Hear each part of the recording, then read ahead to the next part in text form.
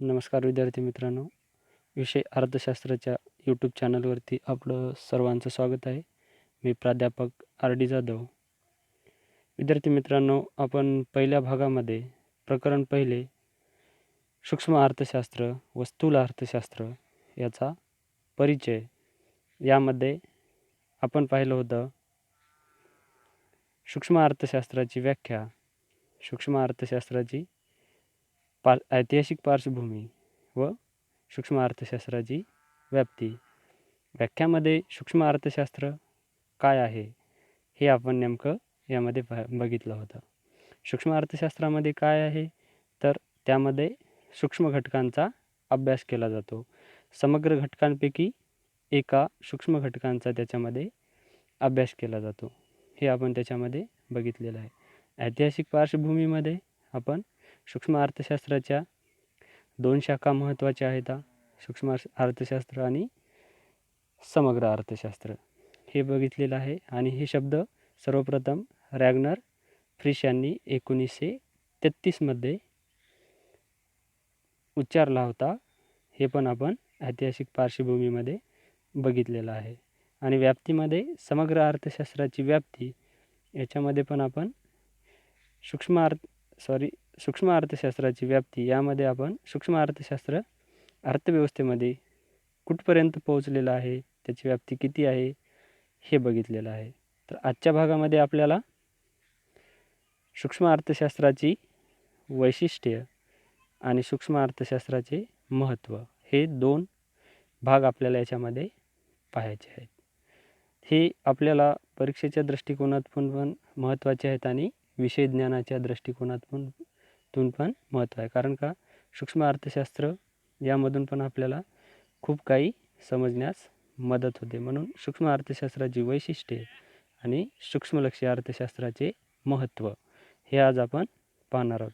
सूक्ष्म अर्थशास्त्रालाच पहिल्या भागात बघितलेलंच आहे आपण. सूक्ष्म अर्थशास्त्र, सूक्ष्मलक्षी अर्थशास्त्र किंवा वेष्टीचे अर्थशास्त्र असं पण म्हटलं जाते. आणि इंग्रजीमध्ये याचा मायक्रो MICRO असा याचा उच्चार केला जातो, जो शब्द ग्रीक भाषेतून आला होता. हे आपण पहिल्या भागामध्ये बघितलेलं आहे. तर चला तर आज सुरू करूयात सूक्ष्म अर्थशास्त्राची वैशिष्ट्ये. तर सूक्ष्म अर्थशास्त्राचं पहिलं वैशिष्ट्य आहे वैयक्तिक घटकांचा अभ्यास. सूक्ष्म अर्थशास्त्र काय करते? वैयक्तिक घटकांचा अभ्यास करते. अगोदर पण बघितलं होतं आपण, समग्र घटकांचा अभ्यास सूक्ष्म अर्थशास्त्र करत नाही, तर वैयक्तिक घटकांचा अभ्यास सूक्ष्म अर्थशास्त्र करते. त्याच्यामध्ये अर्थव्यवस्थेतील अनेक घटकांपैकी फक्त विशिष्ट घटकांचाच अभ्यास सूक्ष्म अर्थशास्त्र करते. जसं की अर्थव्यवस्थेमध्ये अनेक उद्योग संस्था असतात, पण अनेक उद्योग संस्थांपैकी सूक्ष्म अर्थशास्त्र काय करेल? विशिष्ट उद्योग संस्थेचाच अभ्यास सूक्ष्म अर्थशास्त्र करेल. दुसरं उदाहरण द्यायचं म्हटलं तर अर्थव्यवस्थेमध्ये अनेक कुटुंब असतात. अनेक कुटुंबापैकी काय करेल सूक्ष्म अर्थशास्त्र? विशिष्ट कुटुंबाचाच अभ्यास करेल. किंवा अनेक व्यक्ती असतात, तर अनेक व्यक्तीपैकी काय करेल? एका व्यक्तीचा, मग त्या व्यक्तीच्या उत्पन्नाचा, त्या व्यक्तीच्या उपभोगाचा, त्या व्यक्तीच्या वर्तनाचा अभ्यास काय करेल? सूक्ष्म अर्थशास्त्रामध्ये केला जाते. म्हणून पहिले वैशिष्ट्य आहे वैयक्तिक घटकांचा अभ्यास, म्हणजेच छोट्या समग्र घटकांचा अभ्यास सूक्ष्म अर्थशास्त्रामध्ये केला जात नाही, तर वैयक्तिक घटकांचा अभ्यास केला जातो. दुसरं वैशिष्ट्य आहे किंमत सिद्धांत. किंमत सिद्धांत म्हणून पण सूक्ष्म अर्थशास्त्राचे एक वैशिष्ट्य आहे. सूक्ष्म अर्थशास्त्रात वस्तू व सेवांच्या किमती कशा निश्चित होतात याचा अभ्यास केला जातो. म्हणून किंमत सिद्धांत ही एक महत्त्वपूर्ण वैशिष्ट्य सूक्ष्म अर्थशास्त्राचं आहे. वस्तू व सेवांच्या किमती मागणी व त्याच्या पुरवठ्यातून निश्चित होतात आणि तो नियम सूक्ष्म अर्थशास्त्रामध्ये आहे. म्हणून सूक्ष्म अर्थशास्त्राला किंमत सिद्धांत म्हणून पण ओळखले जाते. त्याचप्रमाणे उत्पादन घटकांच्या किमतीसुद्धा सूक्ष्म अर्थशास्त्रामध्ये ठरतात. उत्पादन घटकांना जो मोबदला मिळतो तो काय होतो? सूक्ष्म अर्थशास्त्राद्वारे ठरवला जातो. आणि सूक्ष्म अर्थशास्त्रामध्ये जे भांडवलाचे घटक आहेत 4, श्रम, भूमी, भांडवल आणि संयोजक. श्रमाला काय मिळते? मजुरी. भूमीला खंड, भांडवलाला व्याज आणि संयोजकाला नफा. यांचे मोबदले कसे ठरतात हे सूक्ष्म अर्थशास्त्रामध्ये सांगितले जाते. म्हणून किंमत सिद्धांत याचं एक वैशिष्ट्य आपल्याला इथे पाहायला मिळते. त्याच्यानंतर आहे आंशिक समतोल. सूक्ष्म अर्थशास्त्रामध्ये काय केला जातो? आंशिक समतोलाचा अभ्यास केला जातो. आता आंशिक समतोल म्हणजे काय? तर अनेक घटकापैकी काय केलं जाते सूक्ष्म अर्थशास्त्रामध्ये? काही घटक स्थिर मानल्या जातात. स्थिर मानून विशिष्ट घटकामध्येच त्याच्यातून बदल केला जातो आणि त्याच्याद्वारे विश्लेषण केले जाते. म्हणून आंशिक समतोलाचा अभ्यास पण सूक्ष्मलक्षी अर्थशास्त्रात केला जातो. म्हणून हे एक महत्त्वपूर्ण याच्यामध्ये आपल्याला वैशिष्ट्य सांगता येईल. याच्यानंतरचं वैशिष्ट्य आपल्याला पाहता येईल विशिष्ट गृहीतकावर आधारित. सूक्ष्मलक्षी अर्थशास्त्रामध्ये बघा, गृहीतके, प्रत्येक सिद्धांताला हे गृहीतके असतात. अजप्शन, त्यालाच आपण काय म्हणतात? गृहीतके, गृहीते. आणि कोणताही सिद्धांत आपण सूक्ष्म अर्थशास्त्रामध्ये जर बघितला तर ते काय आहेत? गृहीतकावर आधारित आहेत. म्हणून सूक्ष्म अर्थशास्त्राचं हे एक वैशिष्ट्य आहे की सूक्ष्म अर्थशास्त्रामध्ये विशिष्ट गृहीतकावर आधारित सिद्धांत असतात. म्हणून प्रत्येक सिद्धांतामध्ये इतर परिस्थिती कायम किंवा विशिष्ट परिस्थिती, इतर परिस्थितीमध्ये म्हणजे इतर परिस्थितीमध्ये काय गृहीत धरलं जाते की अर्थव्यवस्थेमध्ये पूर्ण रोजगार आहे, शुद्ध भांडवलशाही आहे, पूर्ण स्पर्धा आहे, सरकारचे निर्हस्तक्षेपाचे धोरण इत्यादी गृहीतके इतर परिस्थितीमध्ये गृहीत धरले जातात. म्हणून सूक्ष्म अर्थशास्त्र हे काय आहे? विशिष्ट गृहीतकावर आधारित आहे. म्हणून हे एक त्याचं आपल्याला वैशिष्ट्य सांगता येईल इथे. 5वं वैशिष्ट्य आहे विभाजन पद्धत. विभाजन पद्धतीमध्ये सूक्ष्मलक्षी अर्थशास्त्रात अर्थव्यवस्थेचे लहानात लहान, अगोदरच म्हटलं होतं आपण की पूर्ण अर्थव्यवस्थेमध्ये एका घटकांचा, सूक्ष्म घटकांचा अभ्यास केला जातो. म्हणून सूक्ष्मलक्षी अर्थशास्त्रात लहानात लहान वैयक्तिक घटकांमध्ये विभाजन म्हणजेच वाटप केले जाते व नंतर प्रत्येक घटकांचा स्वतंत्रपणे तपशीलवार अभ्यास केला जातो. म्हणजेच सूक्ष्मलक्षी अर्थशास्त्रात विभाजन पद्धतीचा वापर केला जातो. उदाहरणार्थ राष्ट्रीय उत्पन्नामधील काय केलं जाते? राष्ट्रीय उत्पन्नापैकी वैयक्तिक उत्पन्नाचा अभ्यास केला जातो किंवा समग्र मागणीमधील वैयक्तिक मागणीचा अभ्यास केला जातो. म्हणून सूक्ष्म अर्थशास्त्राचे विभाजन पद्धत हे एक गृहीतक आपल्याला येथे पाहावयास मिळते. त्याच्यानंतरचं वैशिष्ट्य आहे सीमांत तत्वाचा वापर. सीमांत तत्वाचा वापर यामध्ये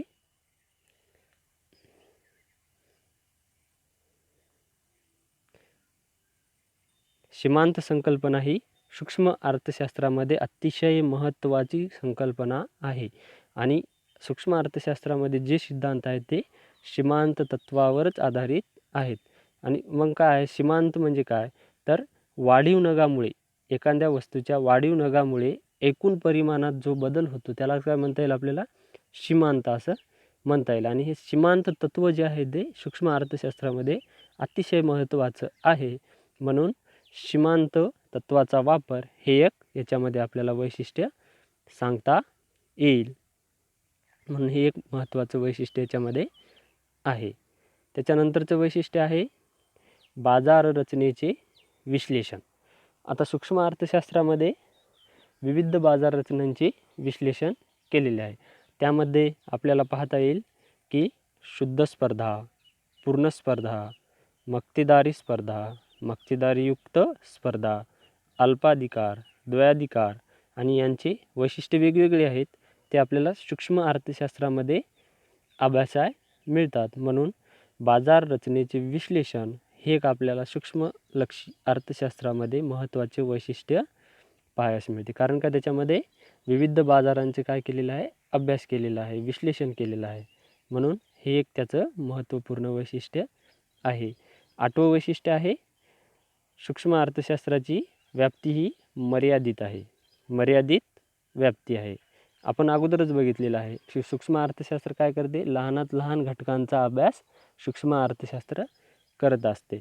समजा एखाद्या आपल्या झाडाचं उदाहरण घेतलं, झाडाला जर आपण संपूर्ण अर्थव्यवस्था म्हटलं तर विशिष्ट फांदीचा अभ्यास काय करेल मग सूक्ष्म अर्थशास्त्र करेल. संपूर्ण झाडाचा अभ्यास सूक्ष्म अर्थशास्त्र करत नाही, तर विशिष्ट फांदीचा, त्या फांदीतील पानांचा अभ्यास सूक्ष्म अर्थशास्त्र करेल. इथं आपल्याला असं सांगता येईल.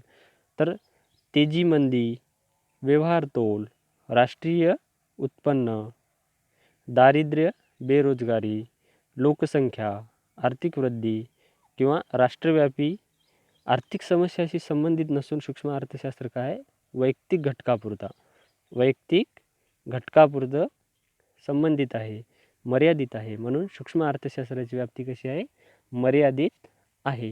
हे एक त्याचं आपल्याला वैशिष्ट्य पाहता येईल.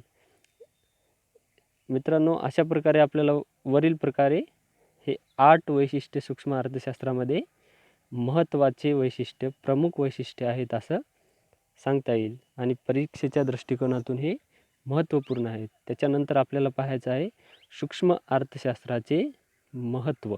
सूक्ष्म अर्थशास्त्राचे महत्त्व म्हणजेच काय, की सूक्ष्म अर्थशास्त्र आपल्या अर्थव्यवस्थेमध्ये किती महत्त्वाचे आहे, म्हणजेच त्याने सूक्ष्म अर्थशास्त्राच्या अभ्यासाने अर्थव्यवस्थेमध्ये किती प्रमाणात लाभ होतो, किती प्रमाणात फायदा होतो, ग्राहकांना, उत्पादकांना, उपभोक्त्यांना किती प्रकारे फायदा होतो आणि निर्णय घेण्यास किती ते महत्त्वपूर्ण ठरते. म्हणून आपल्याला सूक्ष्म अर्थशास्त्राचे महत्त्व ही पाहणे गरजेचे आहे. म्हणून पहिलं महत्त्व आहे किंमत निर्धारण. किंमत निर्धारणामध्ये काय होते, सूक्ष्मलक्षी अर्थशास्त्राचा उपयोग विविध वस्तूच्या किमती तसेच विविध उत्पादन घटकांच्या किमती यांचे स्पष्टीकरण करण्यास सूक्ष्म अर्थशास्त्राचे महत्त्वाचे योगदान आहे. म्हणजेच काय, सूक्ष्म अर्थशास्त्रामध्ये एखाद्या वस्तूची किंमत कशा प्रकारे ठरवल्या जाते ते याचं विश्लेषण आपल्याला सूक्ष्मलक्षी अर्थशास्त्रामध्ये पाहावयास मिळते. आणि ते एखाद्या वस्तूची किंमत कशी ठरवायची, तर त्याच्यासाठी आपल्याला सूक्ष्मलक्षी अर्थशास्त्राचा हातभार लागतो. तसेच उत्पादन घटकांना मोबदला किती प्रमाणात द्यायचा हे पण आपल्याला काय होते, सूक्ष्मलक्षी अर्थशास्त्रामुळे ठरवण्यास मदत होते. म्हणून किंमत निर्धारणामध्ये, वस्तूच्या व सेवांच्या किंमत निर्धारणामध्ये किंवा उत्पादन घटकांच्या किमतीच्या निर्धारणामध्ये सूक्ष्मलक्षी अर्थशास्त्र महत्त्वाचे योगदान देते. म्हणून काय, सूक्ष्मलक्षी अर्थशास्त्राचे एक महत्त्व आहे अर्थव्यवस्थेमध्ये. दुसरं आहे मुक्त बाजार अर्थव्यवस्था. मुक्त बाजार अर्थव्यवस्था. आता सूक्ष्म अर्थशास्त्र मुक्त बाजार अर्थव्यवस्थेची कार्यपद्धती समजण्यास मदत करते. मुक्त बाजारपेठ ही अशी अर्थव्यवस्था आहे की ज्यात वस्तूच्या उत्पादनाबाबत कोणते उत्पादन करावे, कसे उत्पादन करावे, किती उत्पादन करावे यासंबंधीचे निर्णय उत्पादक किंवा उत्पादनकर्ता किंवा खाजगी पातळीवर घेतले जातात. म्हणून त्यांना उत्पादन कोणते करावे, कसे करावे, किती प्रमाणात करावे याबाबतचे निर्णय काय होतात, सूक्ष्म अर्थशास्त्राच्या साहाय्याने त्यांना निर्णय घेता येतात. म्हणून मुक्त बाजार अर्थव्यवस्था हे एक आहे सूक्ष्म अर्थशास्त्राचे एक वैशिष्ट्य आहे.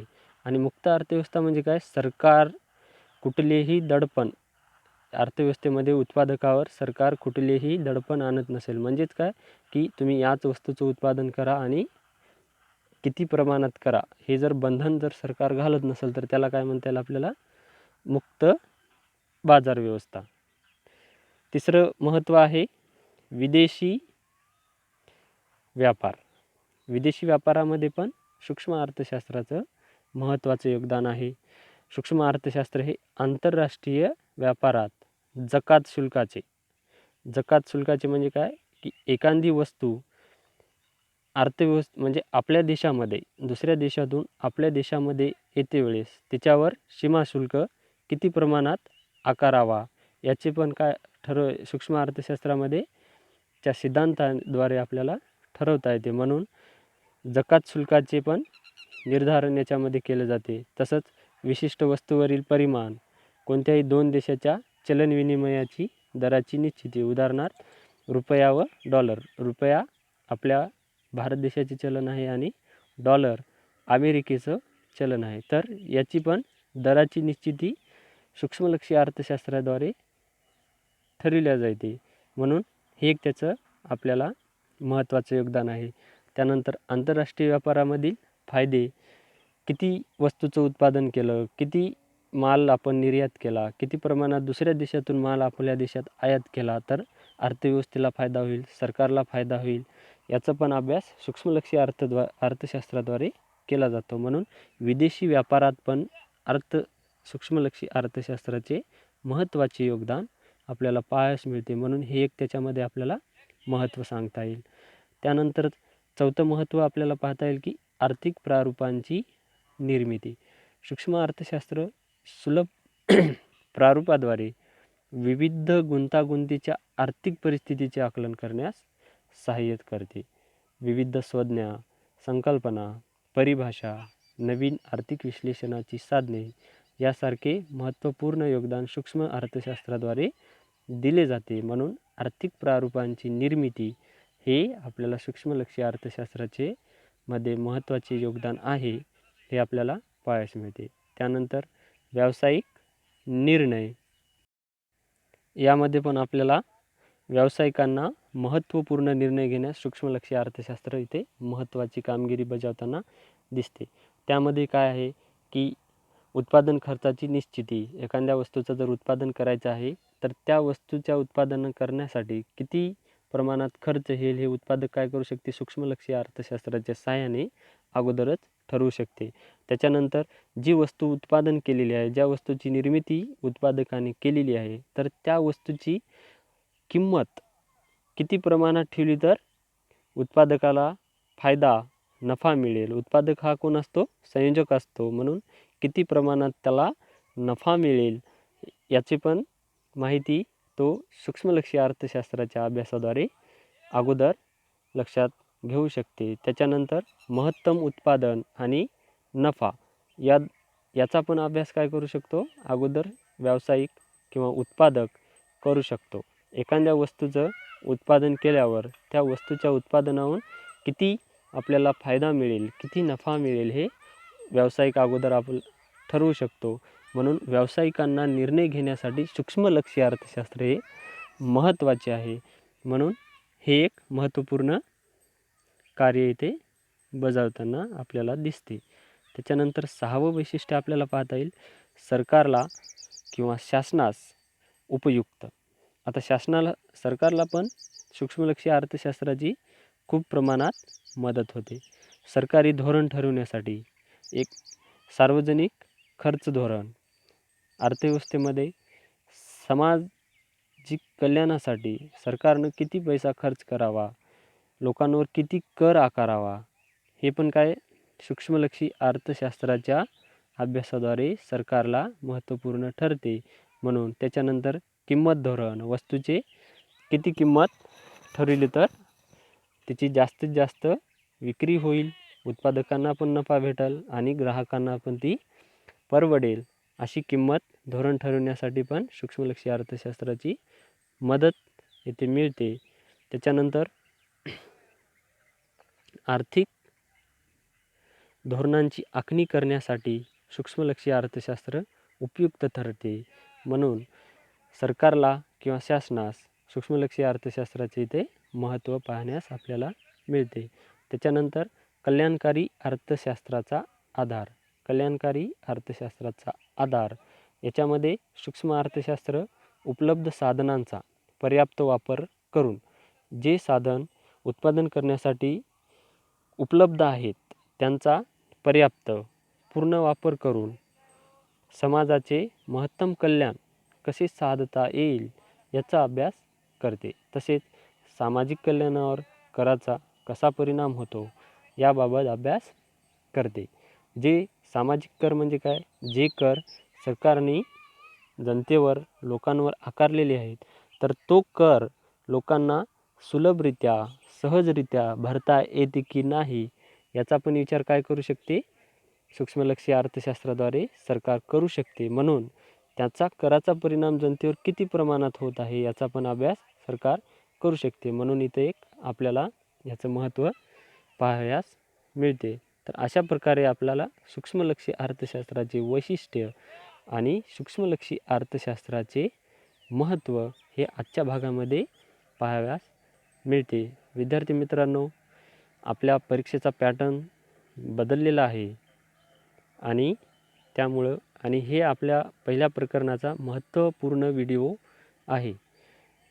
सूक्ष्मलक्षी अर्थशास्त्राची वैशिष्ट्ये आणि सूक्ष्मलक्षी अर्थशास्त्राचे महत्त्व हे आपल्याला वस्तुनिष्ठ प्रश्नासाठी पण महत्त्वपूर्ण आहेत आणि दीर्घोत्तरी प्रश्नासाठी पण महत्त्वपूर्ण आहेत. त्यामुळे एकदा समजला नसेल तर 2 वेळेस व्हिडिओ पहा. त्यानंतर आणखीन समजला नसेल तर आपल्या ग्रुपवर सांगा, सूचना करत चला. त्याच्यामध्ये आपण आणखीन बदल करून समजेल असं नवीन उदाहरणाची भर टाकून त्याच्यामध्ये बदल करून पुन्हा सांगूयात. भेटूयात पुढच्या भागामध्ये. तोपर्यंत नमस्कार.